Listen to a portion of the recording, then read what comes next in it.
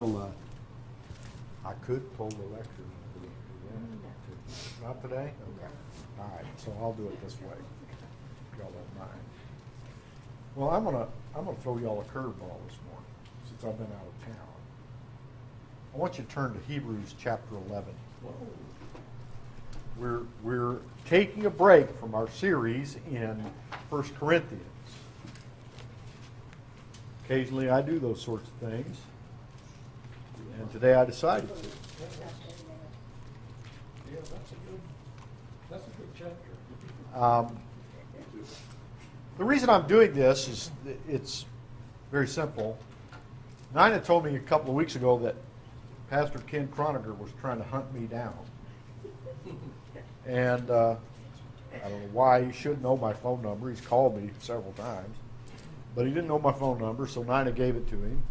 And so he and I talked, and he said, well, what I called about was certain pastors that have their sermons archived up in Wisconsin at Janesville. He said, I've asked them to preach throughout the year on the 12 memory verses that I have set for conference this year. Now, I haven't brought the brochures that tell what those verses are, so hopefully you've seen them in the Sabbath Recorder, and if anybody wants to join that program, I've got the brochures to do that. But one of those memory verses is right here in the book of Hebrews. So I thought that I would at least do one of these memory verses for Pastor Ken's sake and put it in the archives up in Janesville, so we'll do that. Hebrews chapter 11. Now, the other thing I'm going to ask for here is some help, because I'm going to read the first couple of verses, but then I'm not going to read the rest of it, but I am going to talk about it. So I'd like maybe some volunteers to read the rest of the chapter here before we get too far into the sermon. But let's do verses 1 and 2. Hebrews chapter 11. Now faith is the substance of things hoped for and the evidence of things not seen. For by it the elders obtained a good report. And I'll go ahead and read verse 3. Through faith we understand that the worlds were framed by the word of God, so that things which are seen were not made of things which do appear. All right, would somebody, let's see, there's about 40 verses here, so somebody want to take about 10 of those and read them? We'd appreciate it. By faith, Abel offered unto God a more excellent sacrifice than Cain, by which he obtained witness that he was righteous, God testifying of his gifts. And by it he being dead yet speaketh. By faith Enoch was translated that he should not see death, and was not found because God had translated him. For before his translation he had this testimony, that he pleased God. But without faith it is impossible to please him. For he that cometh to God must believe that he is, and that he is a rewarder of them that diligently seek him. By faith Noah, being warned of God of things not seen as yet, moved with fear, prepared an ark to the saving of his house, by the which he condemned the world, and became heir of the righteousness which is by faith. By faith Abraham, when he was called to go out into a place which he should after receive for an inheritance, obeyed. And he went out, not knowing whither he went. By faith he sojourned in the land of promise, as in a strange country, dwelling in tabernacles with Isaac and Jacob, the heirs with him of the same promise. For he looked for a city which hath foundations, whose builder and maker is God. All right, somebody want to try 11 through 20 here? Sure, go for it. Through faith also Sarah herself received strength to conceive seed, and was delivered of a child when she was past age, because she judged him faithful who had promised. Therefore sprang there even of one, and him as good as dead, so many as the stars of the sky in multitude, and as the sand of which is by the seashore innumerable. These all died in faith, not having received the promises, but having seen them afar off, and were persuaded of them, and embraced them, and confessed that they were strangers and pilgrims on the earth.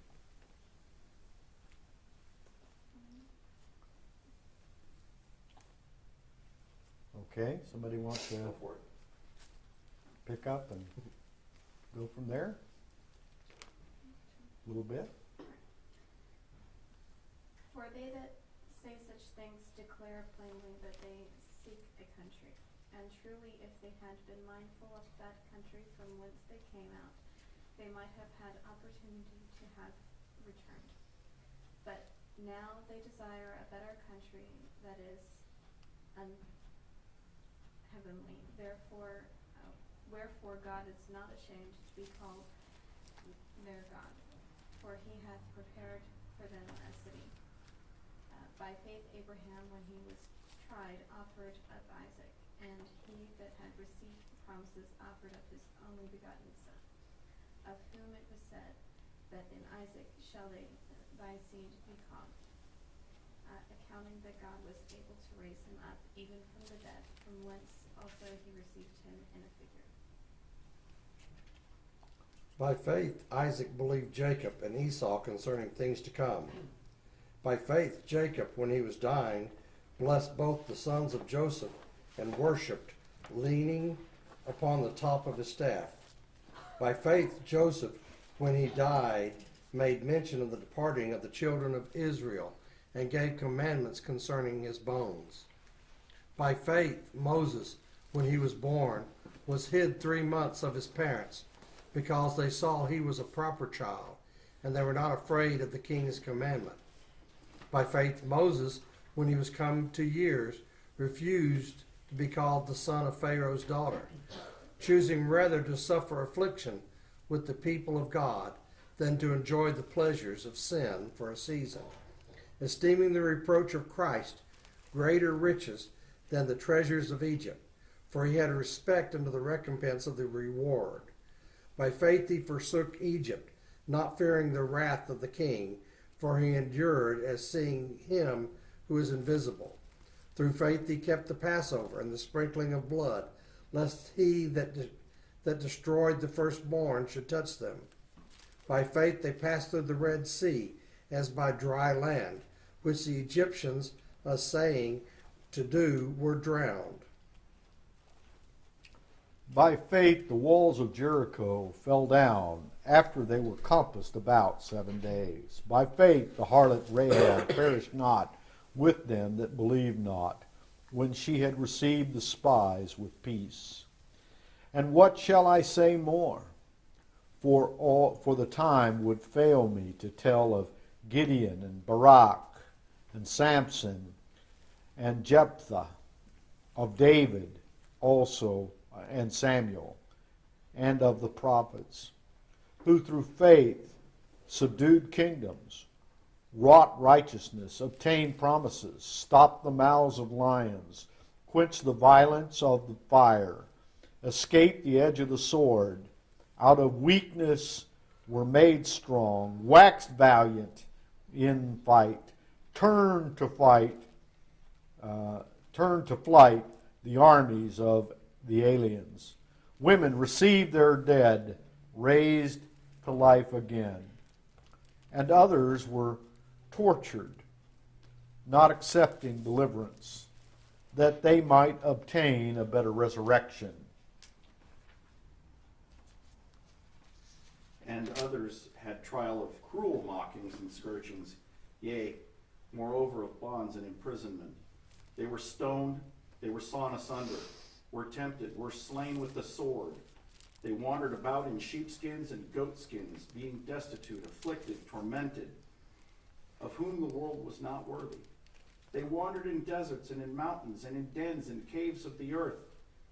And these all, having obtained a good report through faith, received not the promise, God having provided some better thing for us, that they, without us, should not be made perfect. Okay. So, looking at these passages, first of all, I want to note that I'm not going to deal with all of these passages in detail. Typically, as you know, I preach paragraphically through the Greek text or Hebrew text, either one. Today is not so. Today is more of a textual sermon. We're going to concentrate on the first couple of verses. But we're going to seed in the rest of the information in this chapter, because the chapter as a whole proves the point of the author of Hebrews, the point he makes in the first few verses. So let's take a look at that first verse again. Now, faith is the substance of things hoped for, the evidence of things not seen. As we look at the word faith in the text, we would find that it comes from the Greek word pistis, which means faithfulness, trustworthiness, fidelity, commitment. It is also a state of believing on the basis of the reliability of the one trusted. Trust, confidence, faith. Of course, it is the word translated belief as well. And the Greek verbal form of the same word, this is the noun, but the verbal form, pistuo, is that idea to believe. So when we see the words believe or faith in the text, it is this Greek word, the Greek stem, in a noun or verbal form which we find here. Now, in the classical sense, classical sense goes back before biblical Greek, but in the classical sense, there is an understanding in this word to believe, the idea that it's more than just the thought process of believing. It's not just accepting something as a fact. It's accepting something as a fact to the point where you will act upon that belief. In other words, it isn't simply believing in the sense that we think of in English, but it's believing to the point of action. That is the idea wrapped up in the word for faith or belief or to believe. Now, if you look at this chapter, throughout this chapter, we see people who acted in obedience to what they believed. That's the way they became a witness of faith, of their faith. I want you to think about this. It is the assurance, according to this passage, of things hoped for, the substance. Specifically, the author is defining faith as being the hypostasis, the substance, the assurance, the steadfastness of those things hoped for. Here I am. I have something hoped for. It's not present. It's only hoped for. It's my goal. It's what I'm seeking. It's the answer. A lot of times in Scripture, when it uses the word hope, it's speaking specifically of the hope of the dead, which is the resurrection from the dead. What is it? Paul said, if we have hope in this life only, we are of all people most miserable. Our hope lies in something outside of this life. These people, the people we're going to talk about today, their hope lied somewhere outside of this existence, this life. Hope, it says, these things hoped for, they are out here, and what we have from God is the assurance that those things will happen. I can be just as sure as I know that when I got up this morning, I played with Coco and she bit my hands. My dog, my sheepdog, in playful biting. I can be just as sure that that happened as that the resurrection of the dead will happen. Faith is believing because I have assurance that what God has promised will come to be. And it's just as sure as what I know has already happened.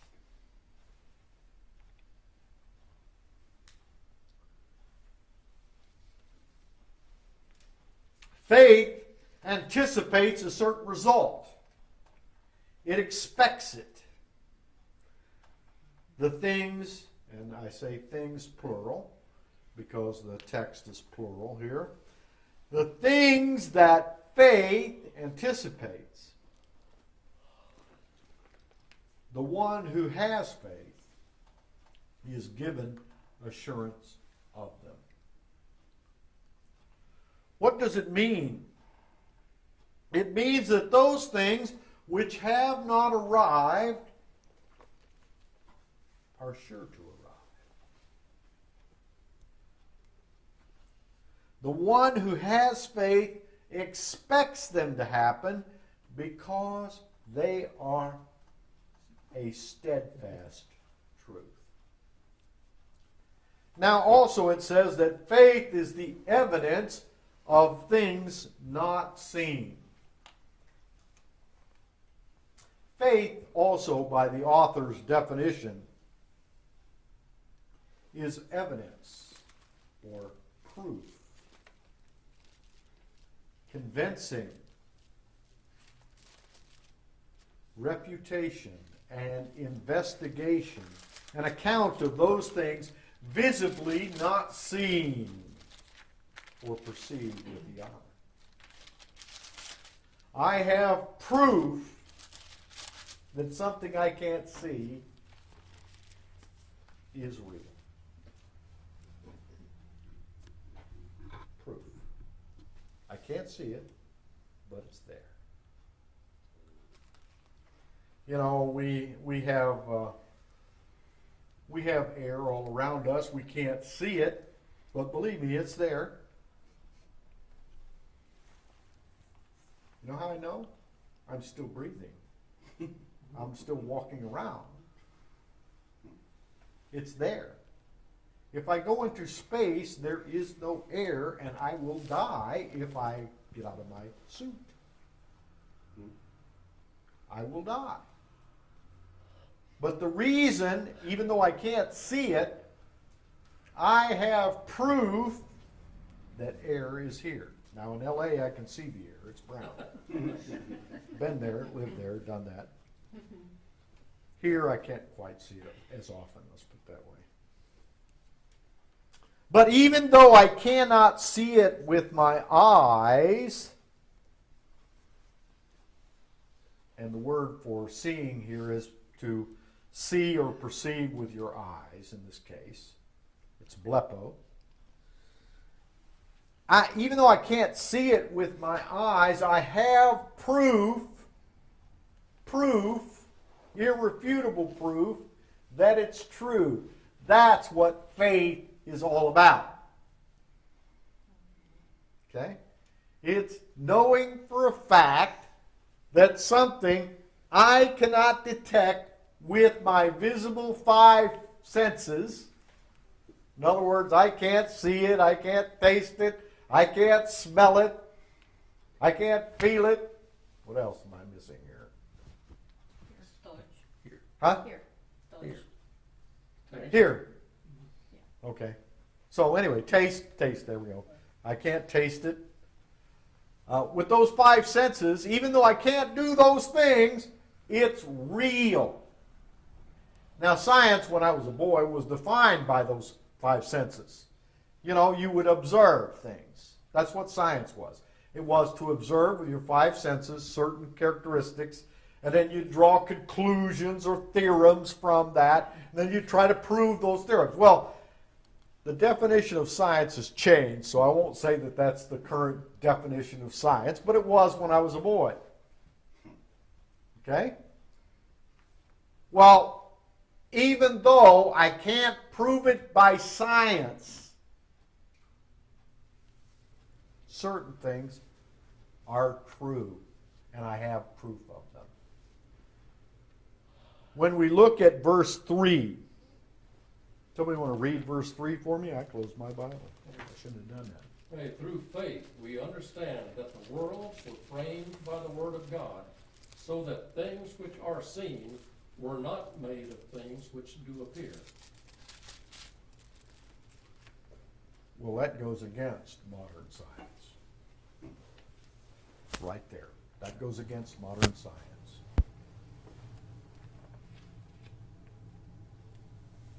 Things which did not appear.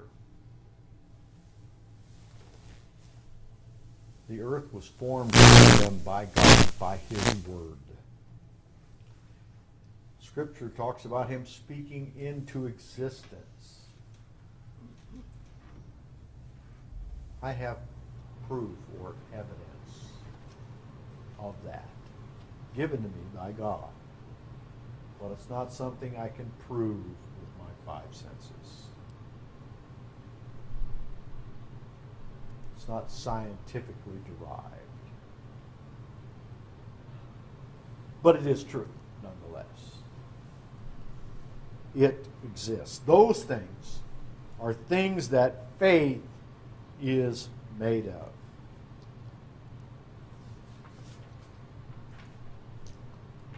Y'all will be glad I hit a blank page.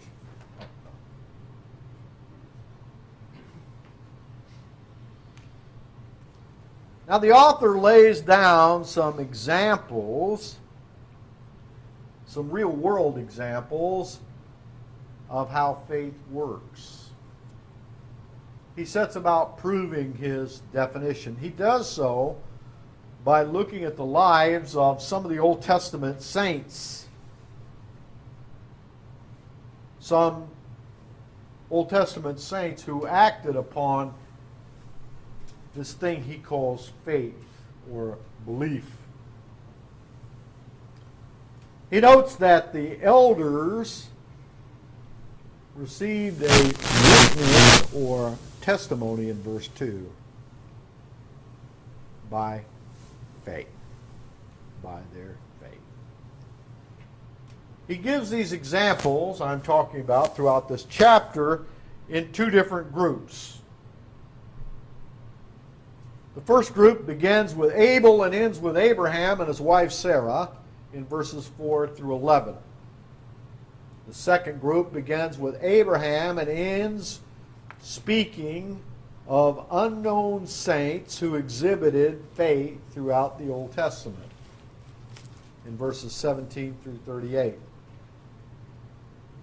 The author summarizes the proof of his definition of faith by these two groups in verses 13 through 16 and in verse 39 for group 2. So let's take a look at verses 13 through 16 for a moment, especially concentrating on verse 13, I believe it is. Let's see. I'm in John here. Let me get out of John. I was wondering, that didn't read right. The Hebrews chapter. Hebrews. Philippians. Hebrews chapter 11. Down in verse 13. That first group of saints,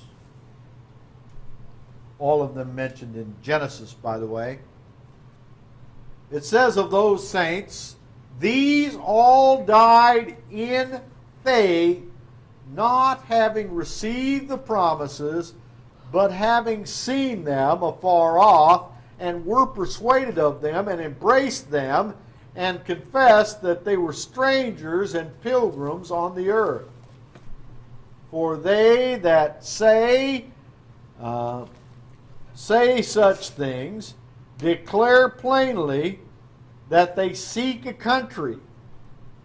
And truly, if they had been mindful of that country from whence they came out of, they might have had opportunity to have returned. Now I want you to think about that. This first group of saints we're going to talk about, the ones from Genesis, this group of saints, what does it say about them? They were given promises, but they did not receive them. Now, these people weren't of the name it and claim it crowd. You know what? They died and they did not receive what they had faith in. That's what it says. Of course, Enoch's probably the exception here because he didn't die. He was translated. But still, he's classified in the first group here. All right? Think about Abraham. What did he do? He dwelt in tents, it says. He wandered around and dwelt in tents. And Abraham died not having received the promises. Verse 39. Let's take a look at it because it's going to talk about that second group of saints. It says, all of these, having obtained a good report through faith, received not the promise. So the second group of of saints throughout the Old Testament, and we'll kind of delve into who these people were real quick, but they all died what? They didn't have the promise either. You know, there are some churches and some religions based on what can I get from God now? What's God going to bless me with? If I pray for it, God's going to give it to me because He said, whatever you ask in my name. People think that without thinking about what it means. Here is the realistic end of faith. These all died not having received the promise. Why? Because faith is that thing that is hoped for. It's the evidence or the substance of that thing hoped for. It's the proof of things not seen.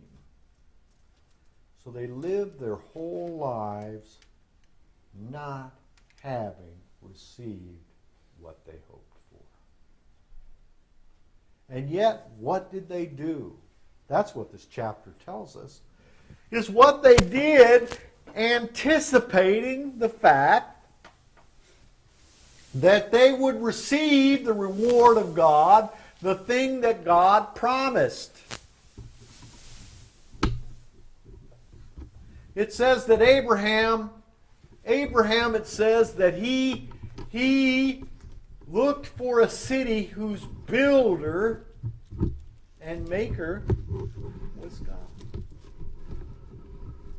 Now, he never dwelt in a city, but he looked for that city. whose builder and maker was God. He did what God told him to do. We have several examples of that. And we're going to go a little bit over time. Okay. It's because I am who I am, and I do go over time. So we're going to go there. All right. Because we just got to where we're talking about these examples. So let's look at the examples of the faithful. We'll call them Group 1. All the saints spoken of in this group lived during the period of Genesis, during the period from creation through the life of Joseph. First of all, we have Abel in verse 4. Comes from Genesis 4. Obtained a witness that he was righteous by offering a better sacrifice than Cain. Okay? Yet, he died at the hands of Cain. We all know that from the story. Not having received full reward for his righteousness. Enoch had a testimony that pleased God, according to verse 5. And we hear about him in Genesis 4 through 5. He pleased God. Now, you don't please God by just thinking that God's good, or thinking God's going to give you something, or waking up every morning wondering what gift God's going to give you today, because it might not be today. He pleased God by living his life like God wanted him to live. Noah is shown to have done 2 acts of faith. First of all, he built the ark when there was no evidence that it was going to rain. In fact, we're not even sure they knew about rain before then. Right? Right? Number 2, he preached, by which he condemned the world, even though it was probably not very safe for him to do that. People ridiculed him. They came out to ridicule old Noah while he built the ark, and he preached to them, warning them to flee from the wrath to come. We find his story in chapters 5, 6, and 7. Abraham is shown to have left his family, his own country, to go to the places where God told him to go. It was a strange country, according to this passage. And he dwelt in tents, verses 8 through 10. And this comes from Genesis 11 through 25. The last person in this first group is Sarah. And it says, Sarah was faithful and received a child when she was well beyond the years of bearing. Why? Why did she do that? Because she trusted God, according to this passage. She trusted that God could do what he said he was going to do. She's talked about in verses 11 and 12, and her story is found in basically the same chapters as Abraham's, except she stops a little earlier in chapter 23 of the book of Genesis. Now, Group 2. Group 2. And Group 2 is examples from throughout the Old Testament. Now, I think the interesting thing that starts of this group is that Abraham starts this group. He and Sarah were the last in Group 1, but he's also mentioned again here in Group 2. In Group 2. Now that's because Abraham's pretty important to faith. He's called, let's see, I looked it up earlier, and I wrote it down. He's called the father, or he's called the people who of faith are called his children. And I'll find it here in a minute, but we'll get there. But first of all, he is the father of the faithful. First thing I wrote down here. Sorry, I just didn't see it. Galatians chapter 3, verse 7. Know ye therefore that they which are of the faith, the same are the children of Abraham. Okay? He's the father of the faithful. He's found in verses 17 through 19. And it talks about different acts. In the first section, it talks of his faith to leave his home country. In the second group, it talks about his example of offering Isaac, his only son. There's no evidence that God would do anything to stop it. But here's what he did know. It says he did it because he knew that even if he killed his own son, that God had the power to raise him from the dead, and he believed the promise that God had given him so much that through Isaac he would build a people of innumerable multitude. He believed that so strongly that he was willing to go ahead and sacrifice Isaac, even though physical evidence would tell us that he was just going to die. That's how much he believed and had faith. Now, according to verse 19,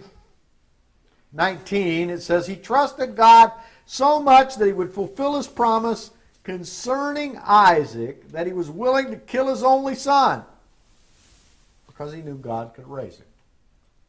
And we see this in chapter 22 of Genesis. It was by faith that Isaac blessed his two sons, a prophetic blessing, according to verse 20, and comes from Genesis 27. It says, by faith, Jacob, when he was dying, blessed the sons of Joseph. But not only that, it says that he went on to worship God. Now, he had been a sojourner. You know, he'd become a cripple because he fought with God. Here he is. He had all of his trouble with Laban. He had all this trouble. Jacob's life was filled with trouble. Here he is. He's old. He crosses his hands and blesses Ephraim and Manasseh.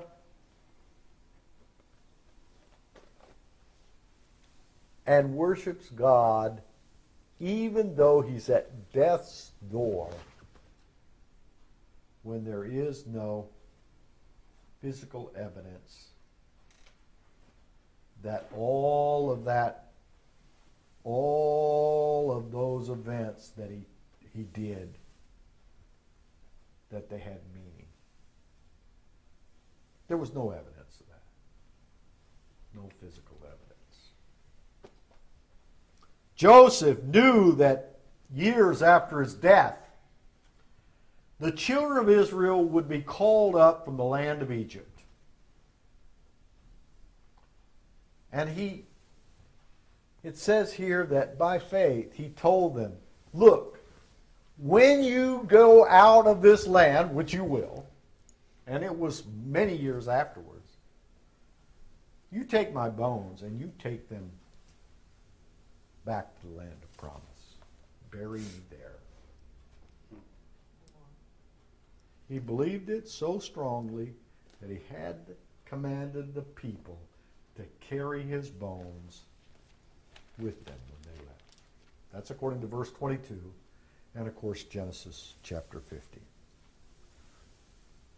Moses in verse 23 speaks, in verse 23 it speaks of the faith of Moses, or at least what Moses' parents had, when they hid him away for 3 months. And they did not fear the king. even though he commanded for the children to all be killed. Of course, of Moses, it says that in verses 24 through 26, that Moses displayed his faith when he refused to be called Pharaoh, the son of Pharaoh's daughter. Doing two things. Choosing to suffer with the people of God, it says, in verse 25. And esteeming the reproach of Christ greater than the treasures of Egypt. Here he was living in the royal family, and he left it behind out of faith. Even though he had all those blessings that, the name it and claim it people would want, he gave it all back. Not only that, but he went and left Egypt even knowing that Pharaoh might pursue him and find him and kill him. He wasn't afraid.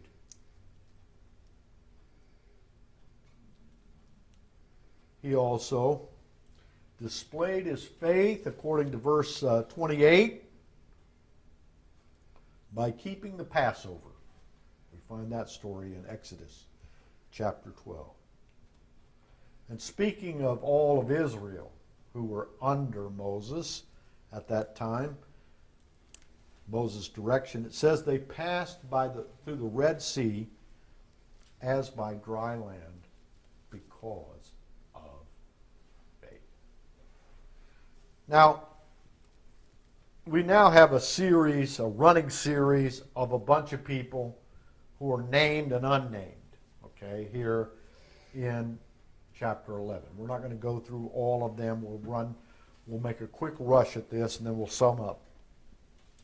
Although not mentioned by name, the faith of Joshua is spoken of in verse 30, about the walls of Jericho falling down. Of course, we have Rahab mentioned in verse 31. And you know what? She finds her way into the lineage of Jesus Christ.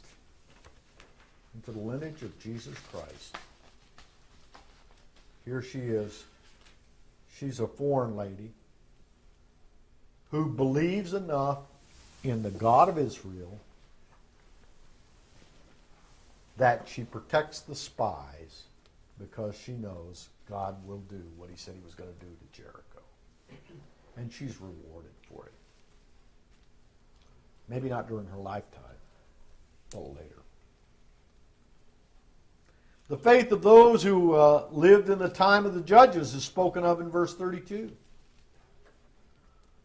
Although not mentioned, Joshua and Caleb are spoken of in verse 33. Daniel is also mentioned in verse 33. The Hebrew children in verse 34. Elijah, David, Saul, Jonathan, Hezekiah, and others are mentioned in the last part of verse 34. In verse 35, women are spoken of receiving back their dead.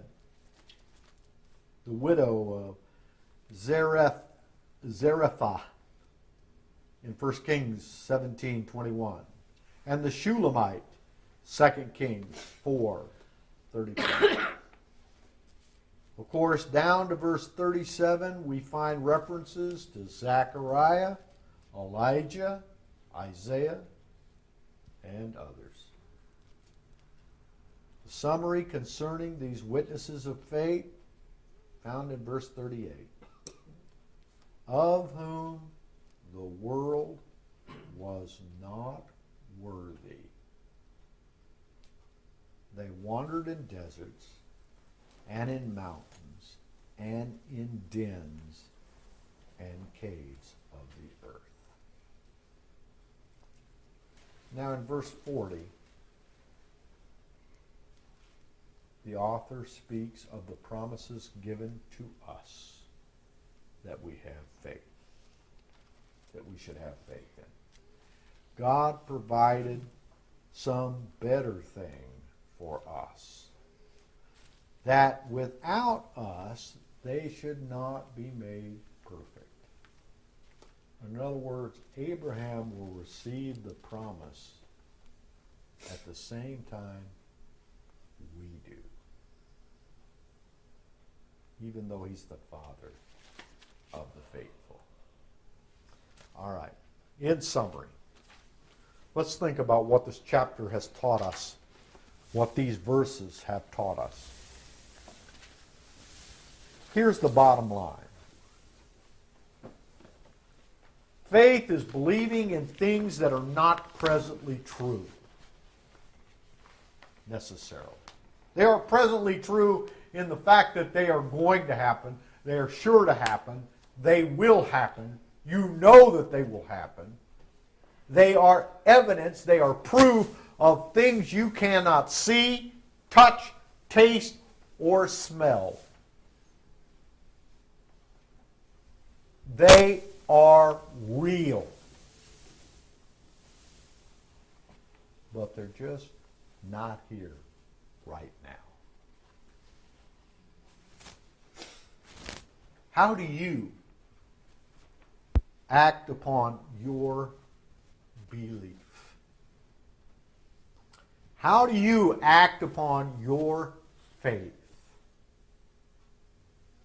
These people acted upon their faith, being those things which weren't seen, being those things which they hoped for.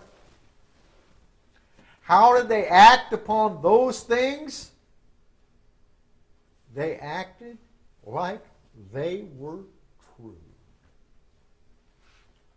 Why? Well, we can see evidence of it. Why did Sarah go ahead and believe that God was going to provide a child? Because she trusted God to do it. Why did Abraham leave his country of his birth? Because he trusted God. Why? Why did Abraham want to sacrifice his only son? He didn't really want to, but why did he go ahead and set out to do it? Because he trusted God. Now, each of these people acted on what they believed because they had belief and trust in the guarantor of those promises. Now, my question is this. These people had a witness because of their actions. If somebody were witnessing our actions, if they were looking at our lives, would they see scriptural belief? Or would it just be a lot of talk? Would they see that we truly understand and know something that's not self-evident? Or would they just see us carrying out ritual? Would they see us just being pious? Would they see us as religious fanatics? Or would they see us, and through us, having a witness of the God of heaven? These are the questions we should ask ourselves. These are the things we need to search our own souls about. These are the things we can learn from this chapter. Faith is not physically evident. It is something though, that we trust so much in God for, that it is a reality in our lives and we act upon it. Sister Nine above, David.